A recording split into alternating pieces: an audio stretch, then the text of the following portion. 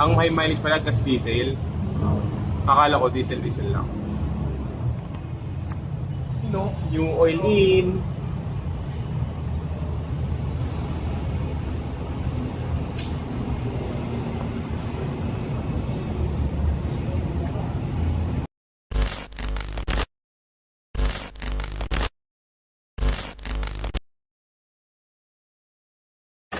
Baka kasi, ha? 75.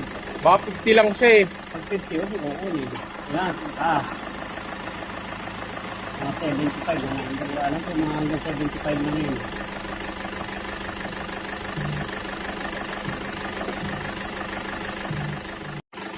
Fuse.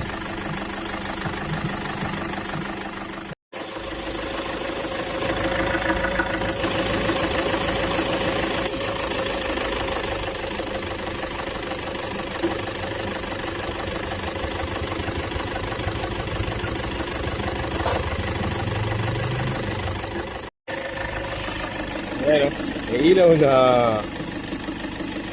Ayan, pa rin kuya, nakawala-wala pa.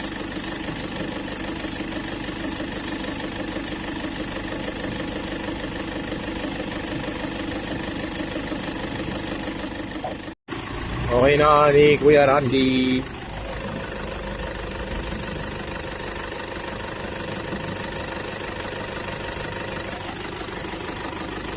Ilaw na. 12:11. Parang okay pa eh, no? Kaso wag na. 5.6 na eh. Ayun, no? Maputi pa naman. Goods pa. So, 5.6 na. Hirap. Okay. High mileage lang tayo. Walang flashing. 10W40. Kuya, ito kaya good for 8,000 ba yan? 7,000. Good for 7,000.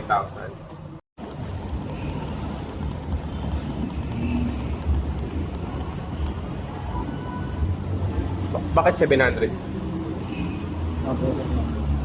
Baba. Hello, ilang percent na lang? 40. 48? Sige, ano yan, medyo paliti na. Bali din sa panap 40 sa lahat.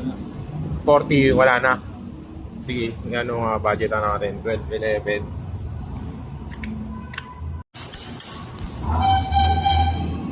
Agoy, change oil. Tanggal na tayo ng filter. Oil filter.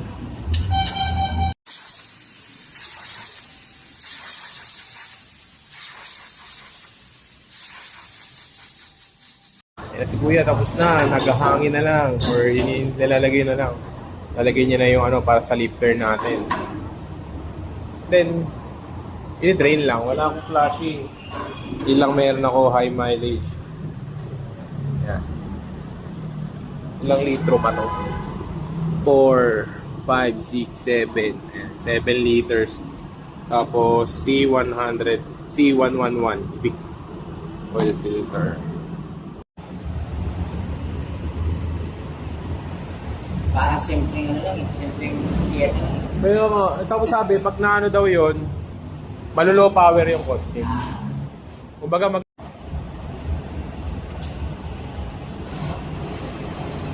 pwede pa pala ilangis ko eh. Mahirap din eh. Mahirap sagarin na 7,000.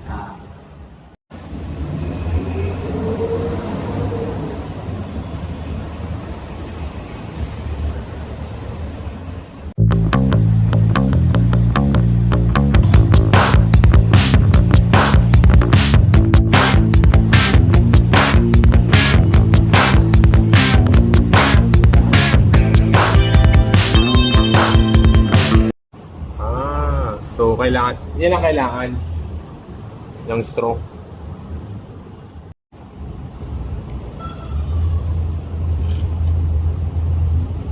Oo nga, no? May nakukuha rin. Madami-dami din pala.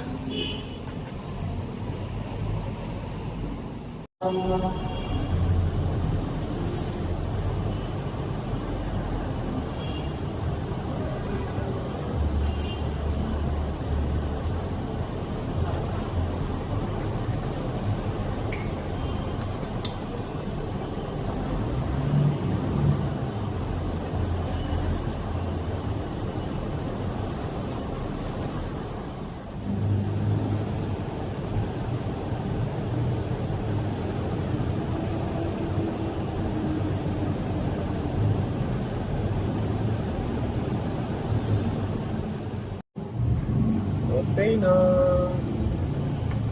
New filter in. Ang high mileage pala gas diesel. Akala ko diesel lang. New oil in.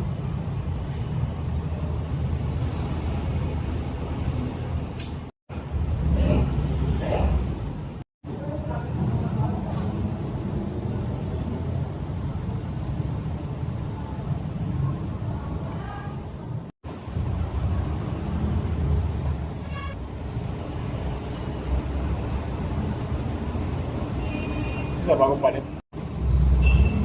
Okay, pampito. Mas to set ito? 6.8 lang siguro. 6.8 lang. Pag ano, pantuan na lang kung sakali pantuan ko bukas.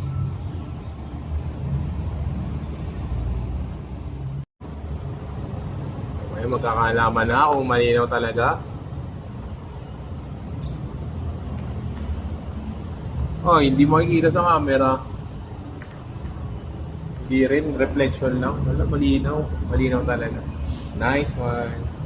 Doon lang tayo pag mag-change oil kayo, 2 dots lang. Pag 1 dot, medyo, huwag kayo magbabanto, pacheck nyo yung sasakyan nyo, bakit nagbabawas. Huwag kayo basta banto lang. Maganda, pacheck nyo yung auto, bakit napunta sa 1 dot, bakit kalahati, ganyan. Maganda, ma-check talaga. Mga inspection. Ayun, malinaw, di kaya ng camera. Ayan, malinaw. Okay. Sige lang. So ayan, dito ka ngayon kay Luke LD Lights. Sa kanya ko kasi nabili yung aking low. Depende sa inyo yan, boss. Pero ako, mararecommend ko, kumain mo yung palatin yung agad. Ay, yung bag. Yung, ikaw, boss, anong biyahe niya? Single ko, probinsya, Tagaytay.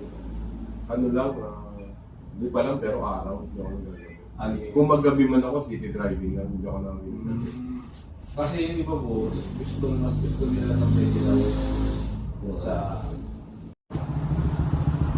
Alam niyo ba, isa kagandahan dito kay LD Lights? Kasi gamit ko dati version 3. Tapos naglabas sila ng version 3 to, tapos mid variant siya. Version 3 mid variant. Napaka budget meal lang ng additional. Mahal pa yung 24 chicken mo na order. Puntahan nyo na lang. Kasi si Kuya pa rin.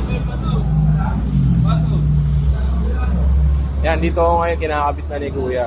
Pero may no-offer si Kuya sa akin, binubudol niya ako ng version 4. Yun nga lang kasi, ang kagandahan dito kay LD Lights para sa akin lang dito, yan, kay LD Lights. Pag gamit mo yung existing nila, tapos gusto mong magtalon, parang may discount. Kumbaga trade-in plus discount. Bira yung ganito sa tindahan para sa akin Wala pa ako na-experience. Ayan, si Kuya ngayon, nakakabit niya na. Ano pangalan mo nga Kuya? Kenneth. Okay, si Boss Kenneth. Sabi ko, check ko lang yung ilaw, ba't parang mahina. Check naman sa, ayun, nakita nyo naman sa video. Nag 50 watts naman siya, pero hindi na tayo satisfied. Nagpalit na ngayon tayo ngayon ito. Additional minimal lang, napaka minimal. Kung naka-LD lights ka na, gusto mong tumal na mid variant, puntahan mo na lang dito. Solid. Kita yung pagkakaiba. Sa video, hindi gaano pero ito yung kaana ko, yung bagong kabit na ni Kuya, na mid variant, tas ito. O, diba? Solid na rin. Alam mo ba dito sa LD Lights? Magpapacheck lang ako No-pair na ako nito ni Kuya O ngayon, papalit ako ngayon. Amper din. Palakasan na lang. Pero yung brand na gamit ko, hindi ko na yun sasabihin. Respeto na lang natin sa napagbilhan ko. Kasi libre lang naman yan, magre-reklamo ka pa. So, ngayon, testingin natin kung ano mangyayari. Okay, bubuksan na ni Kuya. Ito, brand na nila to. Tapos, ay! Mas malakas! Yan yung ano na, dati di ba? Okay, ito kung nakikita nyo, halos buo na rito. Dito sa kabila. Ayan, so, wala. Talit lang tayo, upgrade lang. So, nasa kanan yung dati kong brand. So, hindi ko na lang babanggitin. Itong nasa kaliwa, galing kay LD Lights. So, nakikita nyo naman yung difference niya, kaya sobrang lakas talaga. Oh, sakop na sakop niya talaga yung buong lente. Maas. Oh, malakas. Malakas. Simple upgrade. So, ayan no. Nakikita nyo dito kay LD Lights. Hindi ka mainitan dito. Yun nga lang, pag tumambay ka dito, para sa akin, huwag yun isama yung misis nyo. Bakit? Kasi may projector na sila sa Fogs. Tapos meron siyang nakikita akong stock na Dolce 3. So, search nyo na lang kung anong tunog ng Dolce 3. Isa na yan sa mga pangmayaman na tunog ng sasakyan. So, maganda rin kay LD Lights kasi meron na rin siyang hindi nanguhula ng wattage. Ayun, meron siyang machine. Wala So, na, good skills finish na. naman. Ayan. Natin, yung upgrade natin na LD Lights. Oh, di ba? Maliwanag siya. Tapos yung park light natin, grabe, napakaangas. Pakita ko sa inyo. So, napakalakas ng amber ng park light ng LED lights. Kaya sulit na sulit. So, yan. Kung gusto nyo, pakapit na rin kayo. Kala mo naka-headlight ako. Hindi, park light lang yan. Peanut nga yata tawag din. Wow naman! Peanut. Malakas siya. Solid to. And mabait doon. Kasi, magre-recommend sila, trip mo, budget mo. Kaya okay doon kay LED lights. So, ito yung low beam natin.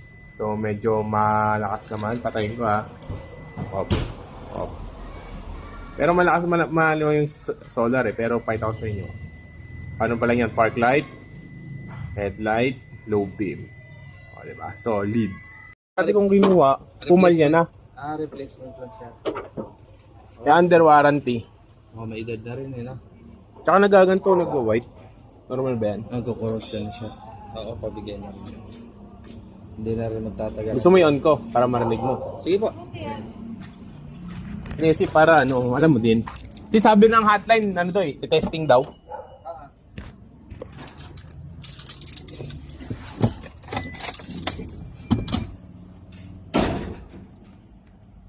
Kailan tayo nagpalit ng battery? O, di ba?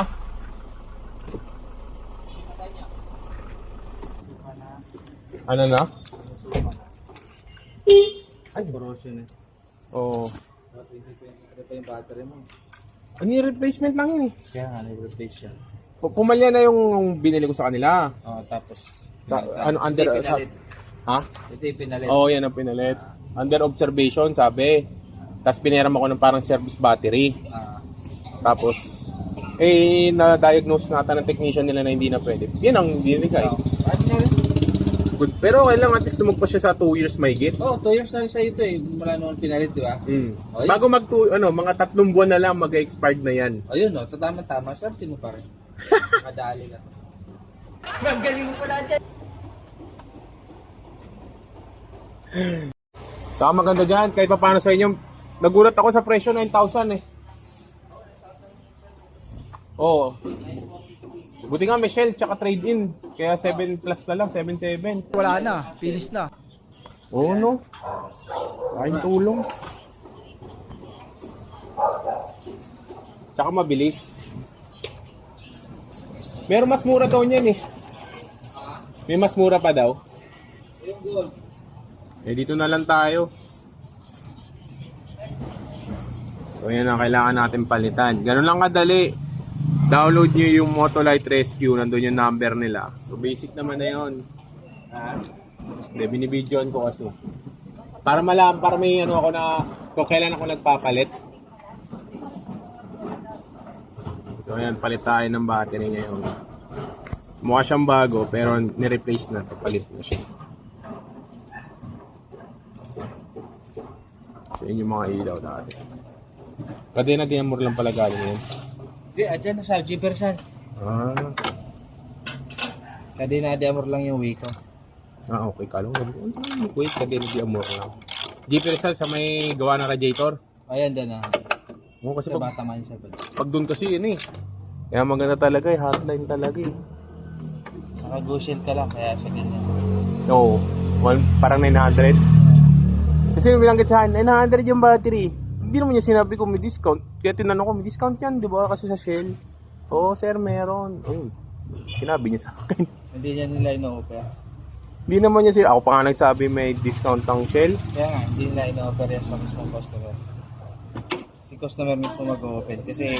Ako nagsabi na di ba sir kasi Kasi may, ano, nagpapa-change oil ako sa Shell. Binabasa ko yon. Doon ko nakita nga na pag may battery, may discount sa Shell. Meron mo laki din yun, no? 900 din yun. Pero siguro depende sa battery. Kuya, pag ganyan na nagwa-white na yan, pasira na yan. Yes sir, yan na yung pinakaano niya.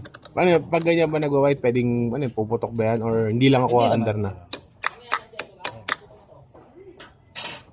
Corrosion na siya.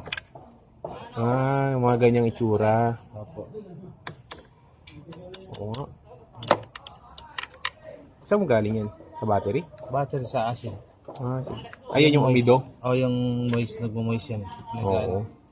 Malabas yung acid. Yung dati kong gamit na kulay green na battery. Hanggang gilid. Binigay ko dito yan, lumalabas. Saan? Ah, pero basta nagputi na ako, may diferensya na yan. Hindi naman, may ano siya, malapit na siyang ano talaga. Yun na yung sign niya na dito na siya. Naano ako lalo, nung sinabi na siya na, sir, 38% na lang to. Ah, 38, 42, ganun. O yun, mga ganun. Sa reading, kasi may reading na Shell. Dati wala naman reading yung mga yun. Eh, meron na. Doon ko nalaman. Doon na rin ako kinabahan. Kasi syempre, pag tumiri ka pa niyan. Try sana ako na ibang battery. Kaso naman, ang hirap pag sa warranty. Yun na, mahirap pagka Oo. after sales. Mura pero mahirap sa warranty. May tubig din siya. May tubig ba kayo? Ano yan? Kaya hugasan kasi nakahawa niya rin ba yan? Yes ma, yes sir. Kakalat ulit yan. Tingnan mo, dadaan. Oh. So pag ganyan, sign na talaga na palitin na battery mo. Opo, yan. Tingnan mo rin yung ano mo.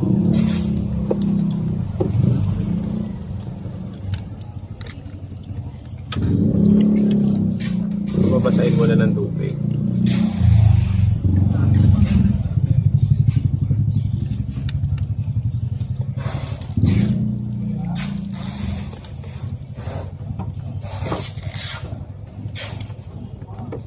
Saka parang hindi na siya ganun kagalit start. Parang malam yan. Ang pagod na. Kabit mo rin yung mga ibang wire ko dyan, kuya. Ayun ka pala. Yun, no? Naalala mo agad. Oo, kaya nga sabi ko, naka-video talaga ako para pag hindi na ibalik eh. Malalaman ko kung ano yung hindi nabalik. Ilaw yata yan eh. Ayan, ito lang. Mutay-mutay pa yan. Ah, dapat pala buhusan pa ng tubig.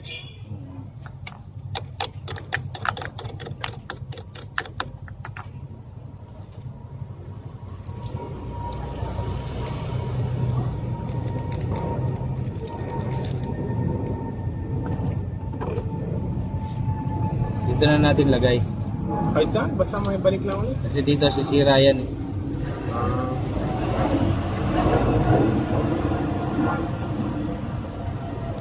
Yan, hindi siya mabuhaan siya, hindi siya ikot ka. Oo.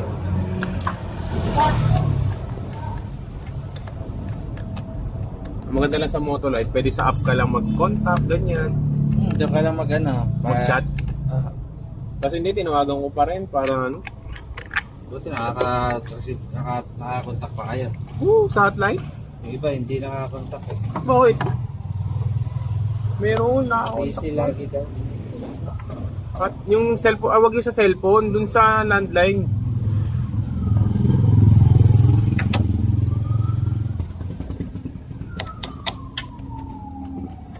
So pag ganyan talaga, 2 years lang talaga tatagan yan. Hindi po, 2 to 3 years yan, depende sa gamit niya. Ah, 3 years talaga. Ayan, tapos na si Kuya Ariel. Aray mo. So coding na lang tayo. Ayan na yung lumang battery trade-in. So ano pwede na ito pa-test? Testing, Kuya? Siyempre, bubuksan ko lahat ng ilaw natin. Ay.